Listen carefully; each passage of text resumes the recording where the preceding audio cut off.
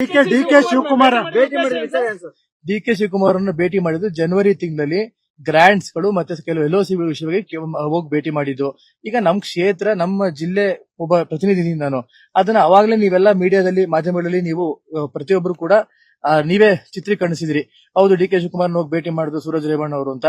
ಹೌದು ಭೇಟಿ ಮಾಡಿದ್ ನಿಜ. ಯಾವಾಗ ಭೇಟಿ ಮಾಡಿದ್ದು? ಜನವರಿ ತಿಂಗಳಲ್ಲಿ ಭೇಟಿ ಮಾಡಿದ್ದು. ಪ್ರತಿಯೊಬ್ಬರಿಗೂ ನೀವೇ ಮಾಧ್ಯಮದಲ್ಲಿ ಕೊಟ್ಟಿದ್ದೀರಾ. ಮತ್ತೆ ಈಗ ಹೊಸದಾಗಿ ನಾನು ಭೇಟಿ ಮಾಡಕ್ ಸಾಧ್ಯ? 1.5 ತಿಂಗಳಿಂದ ಒಂದ್ 5 ನಿಮಿಷ ಇಲ್ಲೇ ಇರಪ್ಪ ಗಾಡಿ ಹೇಳ್ತೀನಿ.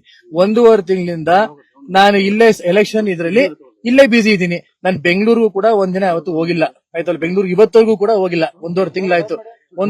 ಇವತ್ತವರೆಗೂ ಬೆಂಗಳೂರು ಕೂಡ ಹೋಗಿಲ್ಲ.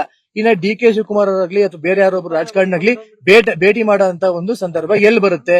ಹಿಂದೆ ಈಗ ನಮ್ ಕ್ಷೇತ್ರದ ನಮ್ ಜಿಲ್ಲೆಯ ಒಂದು ಅಭಿವೃದ್ಧಿ ಕೆಲಸ ಕಾರ್ಯಗಳ ದೃಷ್ಟಿಯಿಂದ ಹೌದು ಭೇಟಿ ಮಾಡಿದ್ವಿ, ಸೌಹಾರ್ದ ಭೇಟಿ ಇತ್ತು, ಭೇಟಿ ಮಾಡಿ ಬಂದ್ವಿ.